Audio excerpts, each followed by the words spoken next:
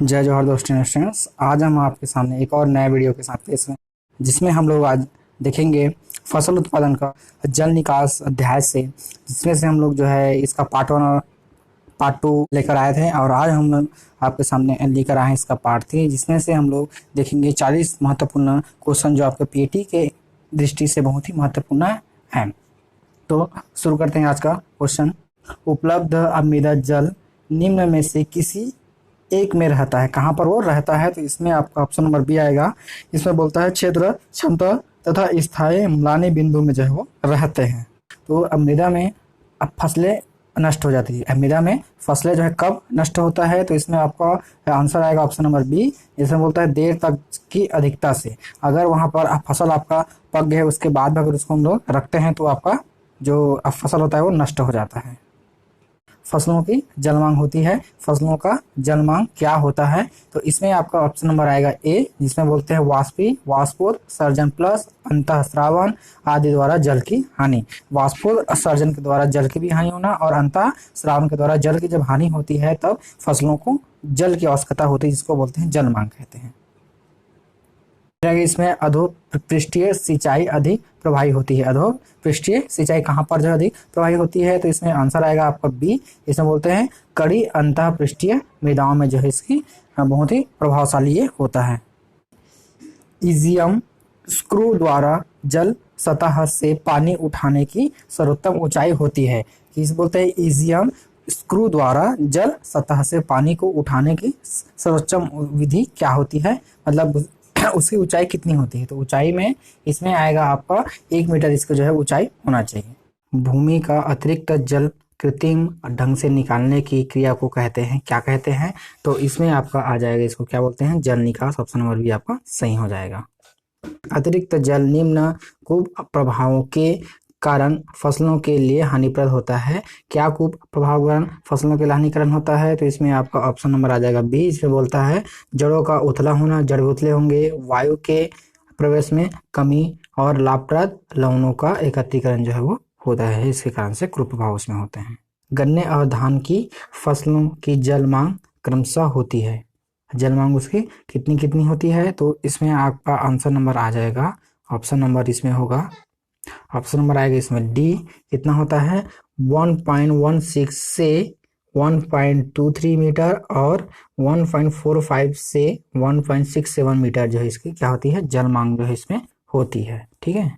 एक पंप से जल सतह की लंबवत दूरी निम्नलिखित से अधिक नहीं होनी चाहिए। एक जो होगा पंप से जल की सतह की लंबवत दूरी जो है कितनी नहीं होनी चाहिए, कितने से अधिक नहीं होनी चाहिए? तो इसमें आता है आपका 10.3 मीटर से अधिक जो है इसमें नहीं होना चाहिए। इसमें एक क्यूसेक जल प्रवाह के जल मांग या बोलते हैं जल क्षमता का अर्थ होता है। क्या अर्थ होते हैं इसमें? तो इसका आएगा ऑप्शन नंबर आपका, ऑप्शन नंबर आएगा ऑप्शन नंबर सी। क्या बोलते हैं इसमें? निश्चित अवधि तक निरंतर बहने वाले जल द्वारा सींचे गए क्षेत्र से कितने हेक्टेयर फसल जो तैयार होता है, इसी को बोलते हैं एक क्यूसेक जल प्रवाह के जल मान का अर्थ होता है। थाला सिंचाई विधि साधारणतः उपयुक्त होती है। थाला सिंचाई विधि कहाँ पर उपयुक्त होती है, किसके लिए उपयोग होता है? तो इसमें आएगा आपका ऑप्शन नंबर बी, तिलहनी फसलों में जो है वो उपयोगी होता है।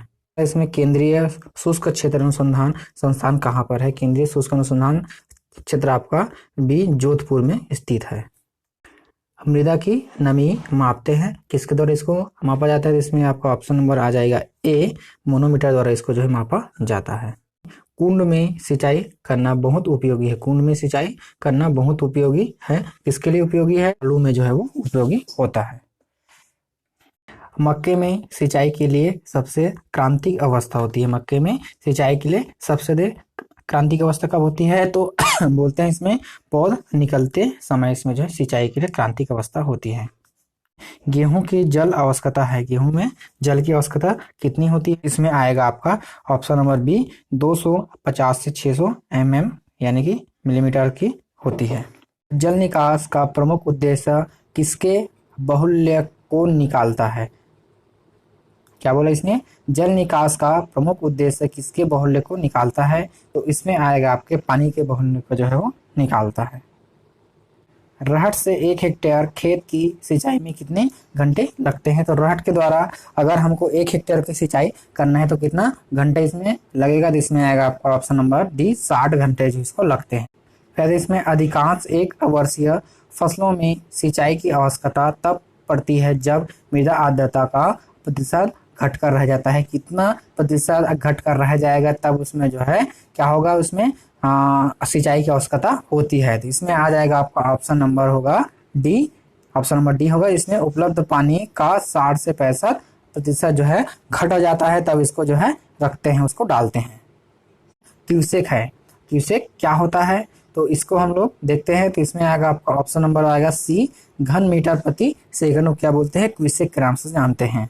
जल प्रयोग क्षमता सर्वाधिक होती है, जल प्रयोग क्षमता कहाँ पर सर्वाधिक होता है? तो इसमें आएगा आपका बाढ़ सिंचाई में सर्वाधिक होता है, क्योंकि उसमें जो है खेत जो होते हैं हमारे पास, इस तरह से अगर हमारे पास खेत है तो इस खेत में जो है सीधा सीधा यहाँ पर जो है पानी को उसको डाल देते हैं और वो जो है फैलता है, इसको बोलते हैं बाढ़ सिंचाई कहते हैं। ठीक है, तो इसमें जल की मांग जो है ज्यादा होता है।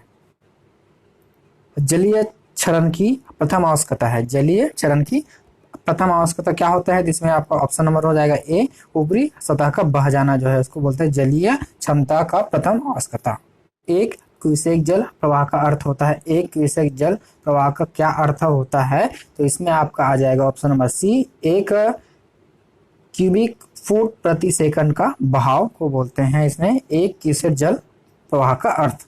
अब उसके बाद आता है इसमें फ्यूल फिल्टर लाभकारी है, फ्यूल फिल्टर लाभकारी है। इसमें आएगा आपका ऑप्शन नंबर ए आएगा, ईंधन की सफाई है तो फ्यूल फिल्टर को लाभकारी माना गया है, लाभकारी होता है।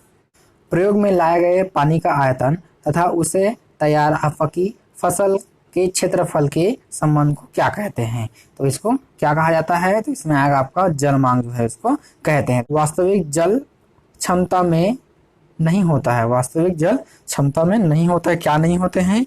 तो इसमें आपका आ जाएगा ऑप्शन नंबर डी, उपरोक्त सभी, क्योंकि इसमें क्या होगा, नालियों द्वारा पानी का वाष्पीकरण तो नहीं होता है और नालियों द्वारा रिसाव ये भी बहुत कम होते हैं और टूट फूट भी बहुत, इसलिए आपका ऑप्शन नंबर हो जाएगा डी। ठीक है, सिंचाई करने का उद्देश्य है, क्या होता है सिंचाई का उद्देश्य? तो इसमें देखते हैं इसका ऑप्शन नंबर ए क्या बोलता है, भोजन का घोल के रूप में जड़ों द्वारा ग्रहण करना, ये तो सही है। जड़ों, तनों तथा अपत्य भोजन को ले जाना, ये भी सही है। उसे बोलते हैं जल जीव द्रव्य का आवश्यक अंग, ये भी सही, इसलिए इसका ऑप्शन हो जाएगा आपका ऑप्शन नंबर डी।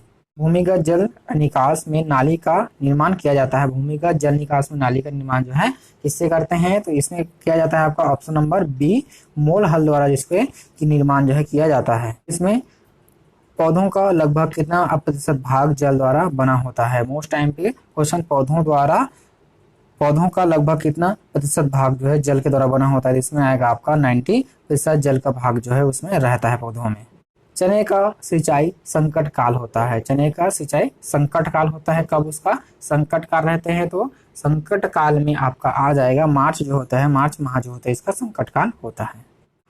किसी फसल में सर्वाधिक जल मांग के समय को कहते हैं, क्या बोलते हैं उसमें? उस समय उसको बोला जाता है आपके जल मांग भी कहते हैं और संकट काल भी कहते हैं, इसलिए आपका ऑप्शन नंबर डी हो जाएगा, ए और बी दोनों। ठीक है, जब क्या होगा कि सर्वाधिक उसकी जल मांग हो तो उसको बोलते हैं संकट काल भी बोलते हैं और जल मांग भी कहते हैं, इसलिए उसका क्या है वो ए और बी दोनों। अब धावन कितने प्रकार का होता है? अब धावन जो है कितने प्रकार का होता है? तो ये जो है आपका 4 प्रकार के होता है, इसलिए ऑप्शन नंबर बी आपका सही हो जाएगा। ढलुआ वाह क्षेत्र में अब धावन की गति अधिक होने के कारण सकेंद्रण काल कैसा होगा? सकेंद्रण काल कैसा होगा? अब बढ़ेगा, घटेगा, समान रहेगा, इनमें से कोई नहीं, तो इसमें आएगा आपका ऑप्शन नंबर आएगा बी, घटेगा। ठीक है, जो सकेंद्रण काल होता है वो घटेगा। अब धावन को कितने कारक प्रभावित करते हैं? अब धावन को कितने कारक प्रभावित करते हैं? तो इसमें आपका ऑप्शन नंबर आ जाएगा सी, 5 कारक जो इसको प्रभावित करते हैं। ये देखते हैं, मृदा में बारीक कण और वर्षा द्वारा मृदा की ऊपरी सतह को कठोर करने से पृष्ठीय स्रावन पर क्या प्रभाव पड़ता है? पृष्ठीय स्रावन पर क्या प्रभाव पड़ेगा? तो इसमें क्या अधिक होगा, कम होगा, सामान्य होगा या इनमें से कोई नहीं? तो इसमें आएगा आपका ऑप्शन नंबर ए, इसमें क्या होगा, कम होगा। जो पृष्ठीय स्रावन जो है उसमें कम होगा, यानी कि कम प्रभाव इसमें पड़ेगा।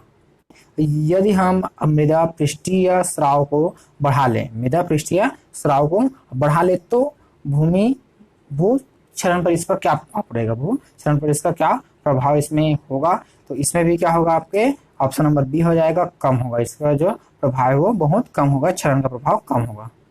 समुच्चय खेती में ढाल के विपरीत खेती करने से मृदा जल स्राव की दर पर क्या प्रभाव पड़ता है, मृदा के दर पर क्या प्रभाव इसमें पड़ेगा, तो इसमें आपका आ जाएगा ऑप्शन नंबर बी आएगा, इसमें बढ़ती है। ऑप्शन नंबर क्या होगा, बी इसमें बढ़ता है।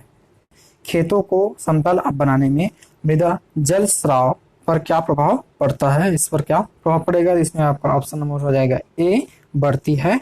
मृदा पर जो होगा जल स्राव जो है वो बढ़ता है। प्लावन या तोड़ सिंचाई प्रणाली के अंतर्गत कितनी विधियों का प्रयोग इसमें किया जाता है, कितनी विधियों का प्रयोग इसमें करते हैं, इसमें आपके ऑप्शन नंबर हो जाएगा सी, 4 विधि का प्रयोग इसमें किया जाता है। लास्ट क्वेश्चन तो क्या बोलते हैं, कुड़ सिंचाई प्रणाली में कितने विधियों का उपयोग जो है वो किया जाता है, कुड़ सिंचाई प्रणाली में कितनी विधि का प्रयोग करते हैं, तो इसमें आपका ऑप्शन आ जाएगा बी, 2 विधि का प्रयोग इसमें किया जाता है। तो आज के लिए इतना ही, ये तो हमारा पार्ट 3 था। अब हम लोग लेकर आएंगे इसका लास्ट पार्ट 4। इसके बाद हम लोग जो है नेक्स्ट अध्याय को देखेंगे। तो देखते रहे हमारा यूट्यूब चैनल। धन्यवाद, थैंक यू।